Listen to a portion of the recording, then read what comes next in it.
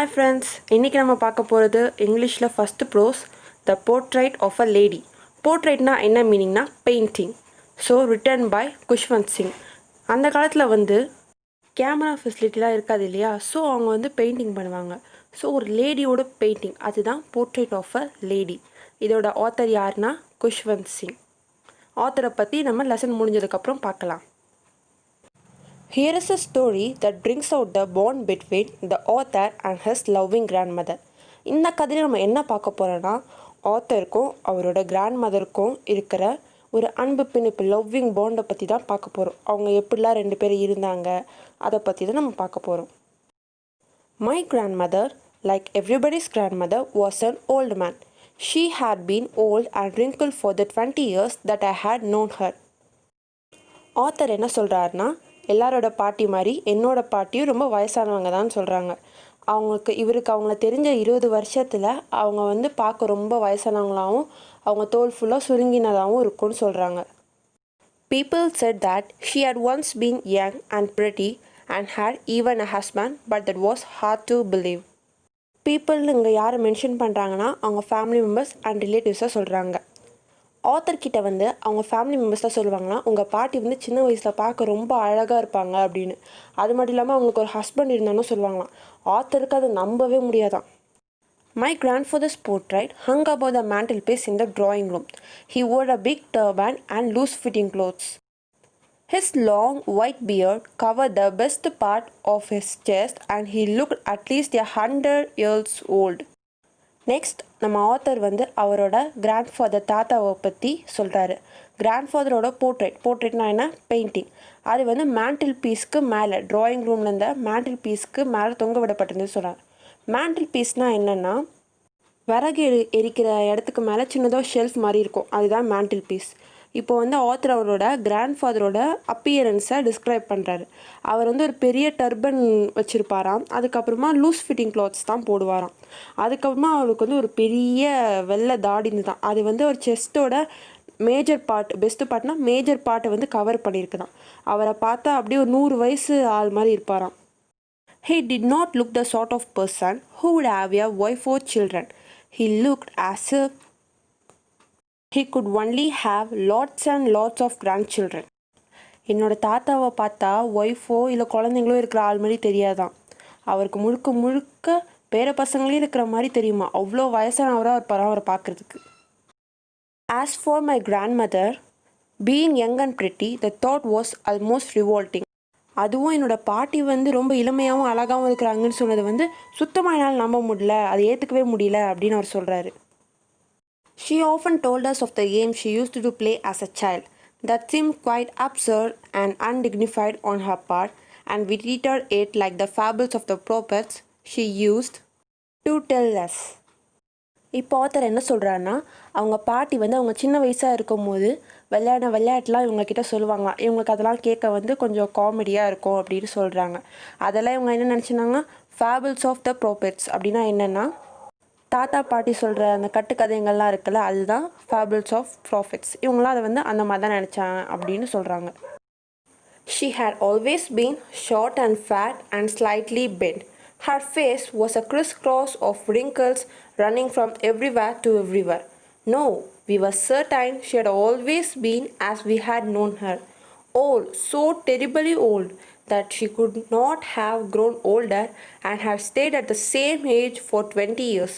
She could never have been pretty, but she was always beautiful. அடுத்ததாக இப்போது grandmother, பாட்டியோட அப்பியரன்ஸை பற்றி சொல்கிறாங்க. அவங்க பாட்டி கொஞ்சம் குள்ளமாகவும் கட்டையாகவும், அதாவது கொஞ்சம் குண்டா, அதுக்கப்புறமா வயசானாலே கொஞ்சம் கூன் வளைஞ்சிருக்கோம் இல்லையா, அந்த மாதிரி கொஞ்சம் கூன் வளைஞ்சும் இருப்பாங்க அப்படின்னு சொல்கிறாங்க. அவங்க முகம் ஃபுல்லாகவே சுருக்கமாக இருக்கும் அப்படின்னு சொல்கிறாங்க. வ்ரிங்கிள்ஸ்னால் சுருக்கங்கள். அதுக்கப்புறமா எங்களுக்கு நினைவு தெரிஞ்ச நாள்லேருந்தே எங்கள் பாட்டி ரொம்ப வயசானவங்களாக தான் இருக்காங்க அப்படின்னு சொல்கிறாங்க. எவ்வளோ வயசானவங்களானா, 5 வருஷத்துக்கு முன்னாடி நான் எப்படி பார்த்தோமோ அதே மாதிரி தான் இப்போவும் இருக்காங்க. அப்போவும் வயசானவங்களா தான், இப்போவும் வயசானவங்க தான். 20 வருஷமாகவே அவங்க பார்க்கறதுக்கு வயசானவங்க மாதிரி தான் இருக்காங்க அப்படின்னு சொல்கிறாங்க. அவங்க வெளி தோட்டத்தில் அழகானவங்க இல்லைனாலும் மனசில் அவங்க ரொம்பவே அழகானவங்க அப்படின்னு சொல்கிறாங்க. She hobbled about the house in spotless white with one hand resting on her waist to balance her stoop and the other telling the beats of a rosary. ஹாபிள்டுனா அந்த வயசானவங்களாம் தாங்கி தாங்கி தள்ளாடி தள்ளாடி நடப்பாங்கள்ல மெதுவாக, அதுதான் ஹாபிள்டு. அவங்க பாட்டி வந்து ஒரு ஃபுல் ஒயிட் ட்ரெஸ்ஸில் வந்து ஒரு கையை வந்து இடுப்பில் வச்சுட்டு கொஞ்சம் அப்படியே குனிஞ்சு தள்ளாடி தள்ளி நடப்பாங்களாம். இன்னொரு கை வந்து இந்த ஜபமாலை இருக்குல்ல, அதை வச்சு மந்திரம் சொல்லிகிட்டே இருப்பாங்களாம். பீட்ஸ் ஆஃப் அ ரோசரினா ஜபமாலை. Her silver locks were scattered untidily over her pale, puckered face and her lips constantly moved in inaudible prayer. Yes, she was beautiful. She was like the winter landscape in the mountains, an expanse of pure white serenity breathing peace and contentment. Silver லாக்ஸ்னால் என்னென்னா நரைமுடி, அதாவது வெள்ளையான முடி. அப்புறமா பக்கர்டுனா என்ன அர்த்தம்னா விரிங்கல்ஸ்னால் சுருக்கமான முகம் அப்படின்னு சொல்கிறாங்க. அவங்க பாட்டியோட முகத்தில் வந்து அவங்க நரமுடி வந்து அப்படியே படர்ந்துருக்கும். அவங்க முகம் ஃபுல்லாகவும் சுருக்கமாக இருக்கும். அவங்க உதடுகள் வந்து எப்போவுமே வந்து ஏதாவது ஒரு ப்ரேயர் சொல்லிட்டே இருப்பாங்க அப்படின்னு சொல்கிறாங்க. அவங்க வந்து ரொம்ப அழகாகவும் இருக்காங்க அப்படின்னு சொல்கிறாங்க. அவங்க அழகை எப்படி அவங்க வர்ணிக்கிறாங்கன்னா இந்த வின்டர் சீசனில் வந்து ஸ்னோ கவர்ட் மவுண்டெயின்ஸ் இருக்கும்ல, அப்படி பனி சூழ்ந்த மலைகள், அந்த மாதிரி அழகாக இருக்காங்க அப்படின்னு சொல்கிறாங்க. My grandmother and I were good friends. My parents left me with her when they went to live in the city and we were constantly together. She used to wake me up in the morning and get me ready for school. She said her morning prayer in a monotonous sing-song while she bathed and dressed me in the hope that I would listen and get to know it by heart. I listened to it because I loved her voice but never bothered to learn it. Next நம்ம author என்ன சொல்கிறாருன்னா, என் பாட்டியும் நானும் வந்து ஒரு நல்ல ஃப்ரெண்ட்ஸாக இருந்தோம். சின்ன வயசில் வந்து இவங்க அப்பா அம்மா வந்து இவரை வந்து இவங்க பாட்டி வீட்டில் விட்டுட்டு அவங்க வந்து சிட்டி சைடில் போய் இருந்துட்டாங்களாம். அப்போலேருந்தே நாங்கள் 2 பேரும் ஒன்றா தான் இருந்தோம் அப்படின்னு சொல்கிறாரு. என் பாட்டி காலையில் என்னை எழுப்பி விட்டு என்னை ஸ்கூலுக்கும் ரெடி பண்ணி விடுவாங்க. அது மட்டும் இல்லாமல் காலையில் அவரை வந்து குளிப்பாட்டி கிளப்பும் போது என்ன பண்ணுவாங்கன்னா, ஒரு ப்ரேயரை வந்து மோனோட்டோனஸ்னால் ஒரு போரிங்கான ஒரு வேலை அதை பாடுவாங்களாம். அவங்க எதுக்காக பாடுறாங்கன்னா, இந்த ஆத்தர் வந்து அதை தினமும் கேட்கணும் அப்படின்றதுக்காக பாடுறாங்களாம். இவரும் அதை கேட்பாராம். எதுக்காகனா அவங்க பாட்டியோட வாய்ஸ் இவருக்கு ரொம்ப பிடிக்குமா, அதனால் கேட்பாராம். ஆனால் அதை கற்றுக்கணுன்னு இவருக்கு வந்து எந்த ஒரு விருப்பமும் கிடையாதான். Then she would fetch my wooden slate, which she had already washed and plastered with yellow chalk, a tiny earthen ink pot and a red pen, tie them all in a bundle and hand it to me. After a breakfast of thick stale chapati with a little butter and sugar spread on it, we went to school. She carried several stale chapatis with her for the village talks. ஸ்கூலுக்கு ready பண்ணும்போது என்ன பண்ணுவாங்கன்னா, அவரோட wooden slate, chalk piece, அதுக்கப்புறம் மண்பானையோட ink பாட்டு, red pen, இது எல்லாத்தையும் ஒரு பண்டிலாக கட்டி இவர்கிட்ட கொடுப்பாராம். அதுக்கப்புறமா வந்து ஒரு பிரேக்ஃபாஸ்ட் சாப்பிடுவாங்க. பிரேக்ஃபாஸ்ட்டுக்கு என்ன சாப்பிடுவாங்கன்னா, சப்பாத்தியில் பட்டரும் சுகரும் போட்டு ஸ்ப்ரெட் பண்ணி சாப்பிடுவாங்க. அதாவது வெண்ணையும் சர்க்கரையும் போட்டு சாப்பிடுவாங்க. அதுக்கப்புறமா 2 பேரும் ஒன்றாவே ஸ்கூலுக்கு போவாங்களாம். ஸ்கூலுக்கு போகிற வழியில் சில பழைய சப்பாத்திகள்லாம் எடுத்துகிட்டு போவாங்களாம். எதுக்காகனா, அங்கே போகிற வழியில் வந்து நிறைய நாய்ங்க இருக்குமா, அதுங்களுக்கெல்லாம் போடுறதுக்காக எடுத்துகிட்டு போகிறாங்களாம். My grandmother always went to school with me because the school was attached to the temple. The priest taught us the alphabet and the morning prayer. While the children sat in rows on either side of the veranda singing the alphabet or the prayer in chorus, my grandmother sat inside reading the scriptures. ஏன் 2 பேரும் ஒன்றா ஸ்கூலுக்கு போகிறாங்கன்னா, ஏன்னா school பக்கத்தில் தான் வந்து கோவில் இருக்கான். ப்ரீஸ்ட்னால் என்னென்னா, கோவில் பூசாரி இருக்கார் இல்லையா, அவர் தான் ப்ரீஸ்ட். அவர் தான் என் பசங்களுக்கு வந்து ஆல்ஃபபெட்ஸும் சில மந்திரங்களும் தினமும் வந்து சொல்லி தருவார். இப்போ இந்த பசங்கள்லாம் வந்து வராண்டாவில் உட்காந்து படிச்சுட்டு இருக்கும்போது இவங்க பாட்டி என்ன பண்ணுவாங்களாம், உள்ளே உட்காந்து ஸ்கிரிப்சர்ஸ்லாம் படிச்சுட்டு இருப்பாங்களாம். ஸ்கிரிப்சர்ஸ்னால் என்னென்னா வேதங்கள், அந்த வேதங்கள்லாம் படிச்சுட்டு இருப்பாங்களாம். When we both had finished, we would walk back together. நாங்கள் 2 பேரும் படித்து முடிச்சோன்னா ஒன்றாவே வீட்டுக்கு போவோம். This time the village dogs would meet us at the temple door. They followed us to our home, growling and fighting with each other for the chapati we threw to them. இவங்க திரும்பி வரும்போது கோவில் வாசல்லே வந்து நாய்ங்கள்லாம் wait பண்ணிட்டு இருக்குமா. எதுக்காகனா, இவங்க பாட்டி என்ன பண்ணுவாங்க, வீட்டிலேருந்து எடுத்துகிட்டு வந்தாங்களா சப்பாத்தி, அதை வந்து இந்த நாய்ங்களுக்கெல்லாம் பிச்சு போட்டுருவாங்க. அதை சாப்பிட்றதுக்கு நாய்ங்கள்லாம் ஒன்று அடிச்சுட்டு சண்டை போட்டு இவங்க வீட்டுக்கு போகிற வரைக்கும் பின்னாடியே ஃபாலோ பண்ணிட்டு வருமா. When my parents were comfortably settled in the city, they sent for us. That was a turning point in our friendship. Although we shared the same room, my grandmother no longer came to school with me. I used to go to an English school in a motor bus. There were no dogs in the street, and she took to feeding sparrows in the courtyard of our city house. நம்ம ஆத்தரோட அப்பா அம்மா வந்து சிட்டியில் வந்து கம்ஃபர்டபுளாக settle ஆனதுக்கப்புறம் இவங்க 2 பேரையும் அங்கே வாங்க அப்படின்னு கூப்பிடுறாங்க. அது வந்து இவங்க ஃப்ரெண்ட்ஷிப்பில் வந்து ஒரு பெரிய திருப்பு முனையாக அமைஞ்சுது அப்படின்னு சொல்கிறாங்க. என்னதான் நாங்கள் 2 பேரும் ஒரே ரூமை ஷேர் பண்ணிக்கிட்டாலும் என் பாட்டி வந்து இப்போ என் கூட ஸ்கூலுக்கு வரதில்லை அப்படின்னு ஆத்தர் ஃபீல் பண்ணுறாரு. அவர் வந்து ஒரு பஸ்ஸில் தான் தினமும் ஒரு இங்கிலீஷ் ஸ்கூலுக்கு போகிறேன் அப்படின்னு சொல்கிறாரு. போகிற வழியில் நாய்ங்களும் இல்லையா, அதனால அவங்க பாட்டி என்ன பண்ணாங்க, அவங்க வீட்டு முற்றத்தில் இருக்கிற இடத்துல வந்து ஸ்பேரோஸ்க்கெல்லாம் வந்து சாப்பாடு போடுறாங்க. கோர்ட்யார்ட் மீனிங் என்னென்னா வீட்டு முற்றம். As the years rolled by, we saw less of each other. For some time, she continued to wake me up and get me ready for school. When I came back, she would ask me what the teacher had taught me. I would tell her English words and little things of Western science and learning, the law of gravity, Archimedes' principle, the world being round, etc. This made her unhappy. She could not help me with my lessons. She did not believe in the things they taught at the English school and was distressed that there was no teaching about God and the scriptures. One day, I announced that we were being given music lessons. She said nothing, but her silence meant disapproval. She rarely talked to me after that. போக போக 2 பேரும் பார்த்துக்கிறதே அப்பப்போ தான் அப்படின்னு சொல்கிறாங்க. அதுக்கப்புறமா கொஞ்ச நாள் அவங்க பாட்டி வந்து அவளை எழுப்பி அதே மாதிரி ஸ்கூலுக்கும் கிளப்பி கொஞ்ச நாள் விட்டுட்டு இருந்தாங்களாம். அதுக்கப்புறமா அந்த பழக்கமும் நின்று போயிடுச்சு. அதுக்கப்புறம் இவர் வந்து ஸ்கூலுக்கு போயிட்டு வரும்போது அவங்க வந்து பாட்டி கேட்பாங்களாம், இன்றைக்கி ஸ்கூலில் அவங்க எனக்கு என்ன நடத்துனாங்க அப்படின்னு. உடனே நம்ம ஆத்தர் என்ன சொல்வாராம், இன்றைக்கி வந்து கொஞ்சம் English words, western science, law of gravity இதெல்லாம் எனக்கு நடத்துனாங்க அப்படின்னு சொல்லுவாராம். அவங்க பாட்டிக்கு வந்து இனிமேல் நம்ம பேரனுக்கு வந்து நம்ம படிப்பில் ஹெல்ப் பண்ண முடியாதே அப்படின்ற ஒரு கவலை வந்து தான். அது மட்டும் இல்லாமல் அவங்க இங்கிலீஷ் ஸ்கூலில் நடத்துகிறதெல்லாம் வந்து பெருசாக நம்பலையாம். அவங்க என்ன கடவுளை பற்றியோ ஸ்கிரிப்சர்ஸை பற்றியோ எதுவுமே சொல்லித்தர மாட்டுறாங்க அப்படின்னு வந்து அவங்க கொஞ்சம் வருத்தமும் இருந்தது அப்படின்னு சொல்கிறாரு. ஒரு நாள் நான் என் பாட்டிக்கிட்ட சொன்னேன், எனக்கு ஸ்கூலில் வந்து மியூசிக் லெசன்ஸும் கொடுக்குறாங்க அப்படின்னு. அவங்க வந்து அதுக்கு எதுவுமே சொல்லி அமைதியாக இருந்தாங்களாம். அவங்க அமைதியே அவங்களுக்கு அது பிடிக்கலன்றதை உணர்த்துது அப்படின்னு சொல்கிறாரு. அதுக்கப்புறமா இவங்க அவர்கிட்ட வந்து அவ்வளோவா பேசுகிறதே இல்லை, ரொம்ப ரேராக தான் பேசுகிறாரு அப்படின்னு நம்ம ஆத்தர் வந்து ஃபீல் பண்ணி சொல்கிறார். When I went up to university, I was given a room of my own. The common link of friendship was snapped. My grandmother accepted her seculation with resignation. She rarely left her spinning wheel to talk to anyone.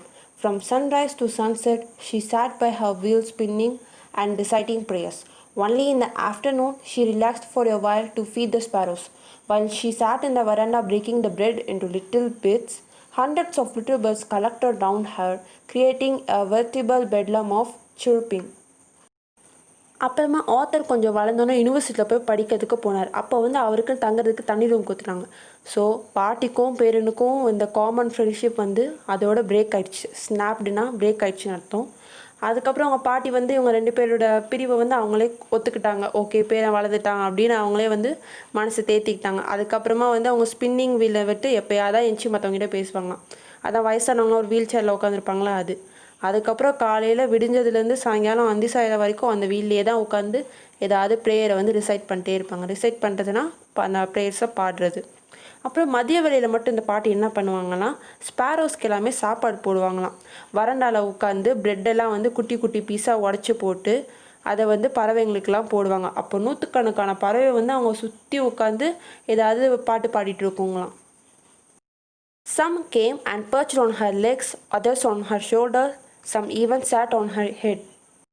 எங்கள் பாட்டி வந்து பறவைக்கெலாம் சாப்பாடு போடும்போது பறவைங்களாம் என்ன பண்ணும், அவங்கள சுற்றி பாட்டு பாடிட்டு அவங்க காலில் ஷோல்டர்லாம் ஏறி உட்காந்துக்கணுமா. அதுவும் ஒரு சில தான் அவங்க தலைமையிலே ஏறி உட்காந்துக்கோங்களாம். She smiled but never shooed them away. It used to be happiest half hour of the day for her. அவங்க அதை பார்த்துட்டு சிரிச்சிட்டே இருப்பாங்களே தவிர அதை விரட்டி விட மாட்டாங்களாம். அந்த ½ தான் அவங்க டெய்லி ரொம்ப ஹாப்பியஸ்டான டைம் அவங்களுக்கு. When I decided to go abroad for further studies, I was sure my grandmother would be upset. I would be away for 5 years and at her age one could never tell. But my grandmother could. She was not even sentimental. She came to leave me at the railway station but did not talk or show any emotion. Her lips moved in prayer. Her mind was lost in prayer. Her fingers were busy telling the beads of a rosary. Silently, she kissed my forehead, and when I left, I cherished the most imprint as perhaps the last sign of physical contact between us. மேற்படிப்புக்காக author வந்து abroad போகணும்னு decide பண்ணா. அப்ராட்னா foreign countries. ஆனால் அதை வந்து இவங்க பாட்டிக்கிட்ட சொன்னால் அவங்க அப்செட் ஆவார். இவங்களுக்கு நல்லா தெரியும். அதனால் இவர் வந்து சொல்லாமல் வேணாமான்னு யோசிச்சார். ஆனால் இவங்க பாட்டிக்கிட்ட சொல்லலாம் அப்படின்னு சொல்கிறார். ஏன்னு பார்த்தோம்னா அவங்க வந்து சென்டிமெண்டல் ஆள் கூட கிடையாது அப்படின்னு சொல்கிறாங்க. இவர் ரயில்வே ஸ்டேஷனில் வந்து இவர் ட்ராப் பண்ணதுக்கு வந்தாங்களாம். ஆனால் இவர்கிட்ட எதுவுமே பேசலையா. ஆனால் எமோஷன்ஸ் கூட எதுவுமே முகத்தில் காட்டிக்கலையா. அவங்க பாட்டு ப்ரேயர் சொல்லிவிட்டு அதிலேயே நினச்சிட்டு மனசு அதிலேயே நினச்சிட்டு இருந்தாங்களாம். கையில் ஜெபமாலையை வச்சுட்டு ப்ரேயர் பண்ணிகிட்டே இருந்தாங்களாம். கடைசியாக வந்து அவர் போகும்போது வந்து அவங்க ஃபோர்ஹெட்டில், அதாவது நெத்தியில் வந்து அவங்க கிஸ் பண்ணாங்களாம். இவர் நினச்சாரு, இதுதான் கடைசியாக நம்ம பாட்டி வந்து நம்ம கொடுக்குற கிஸ். இனிமேல் நம்ம 5 வருஷம் கழிச்சு வரும்போது இவங்க உயிரோடு இருப்பாங்களோ இல்லையோன்னு தெரியாது அப்படின்னு நினச்சி ரொம்ப ஃபீல் பண்ணாராம். But that was not so. After 5 years, I came back home and was met by her at the station. She did not look a day older. She still had no time for words, and while she clasped me in her arms, I could hear her reciting her prayers. Even on the first day of my arrival, her happiest moments were with her sparrow, whom she fed longer and with frivolous rebukes. எங்களுக்குள்ள அந்த கடைசி physical contact அதுதான் நினச்சேன். ஆனால் அப்படி கிடையாது. நான் 5 வருஷம் கழித்து வீடு திரும்ப பார்த்தா அவங்க எனக்காக ஸ்டேஷனில் என்னை பிக்கப் பண்ண வெயிட் பண்ணிட்டு இருந்தாங்க அப்படின்னு ஆத்தர் சொல்கிறாரு. அவங்கள பார்த்தா வயசான மாதிரியே தெரியலையா. அப்போது கடைசி எப்படி 5 வருஷத்துக்கு முன்னாடி பார்த்தோம் அதே மாதிரி தான் இப்போவும் இருக்காங்க அப்படின்னு சொல்கிறாரு. இப்போ கூட அவங்க வந்து இவர்கிட்ட அவ்வளோவாலாம் பேசலையாம். அவங்க என்னை ஹக் பண்ணும்போது வந்து அவங்க ப்ரேயர் சொல்கிறது எனக்கு கேட்டுது அப்படின்னு சொல்கிறாரு. இவருக்கு ஊருக்கு வந்து நாளில் வந்து அவங்க பாட்டியோட ஹாப்பியஸ்ட் மூமெண்ட் அந்த டேயில் எப்போன்னு பார்த்தீங்கன்னா இப்போவும் பறவைங்களுக்கு சாப்பாடு போடுறதானா. ஃபஸ்ட் 5 வருஷத்துக்கு முன்னால் அவங்க டேயில் வந்து ஹாப்பியான தருணம்னா அது பறவைங்களுக்கு சாப்பாடு போடுறதுன்னு சொன்னாங்களோ அதே மாதிரி 5 வருஷம் கழிச்சு இப்போவும் அதுதான் அவங்க டேலியே ஹாப்பியஸ்ட் மூமெண்ட் அப்படின்னு ஆத்தர் சொல்கிறாரு. ஃப்ரிவோலஸ் ரெபியூக்ஸ்னால் சும்மா அந்த பறவைங்களை வந்து செல்லமாக திட்டிகிட்டே அதுக்கு சாப்பாடு போடுறாங்களா, அதுதான் frivolous ரெபியூக்ஸ். In the evening, a change came over her. She did not pray. She collected the women of the neighborhood, got an old drum, and started to sing. For several hours, she thumped the sagging skin of the dilapidated drum and sang of the homecoming of warriors. We had to persuade her to stop to avoid overstraining. That was the first time since I had known her that she did not pray. ஒரு நாள் சாயங்காலம் பார்த்தா திடீர்னு அவங்களுக்குள்ள ஒரு மாற்றமா. என்னென்னு பார்த்தா அன்றைக்கி சாயங்காலம் அவங்க வந்து ப்ரே பண்ணலையாம். அதுக்கு பதிலாக என்ன பண்ணாங்கன்னா பக்கத்து வீட்டில் இருக்க லேடிஸ் எல்லாத்தையும் கூப்பிட்டு ஒரு ஓல்டு ட்ரம்மை எடுத்து வச்சுட்டு அதை அப்படியே பாட்டு பாட ஆரம்பித்தாங்களாம். கொஞ்சம் நேரத்துக்கு அந்த ட்ரம்மை தாளம் தட்டிட்டு அது வந்து கொஞ்சம் டேமேஜான ஓடம், டிலாபிடேட்டட்னா டேமேஜ்னு அர்த்தம்.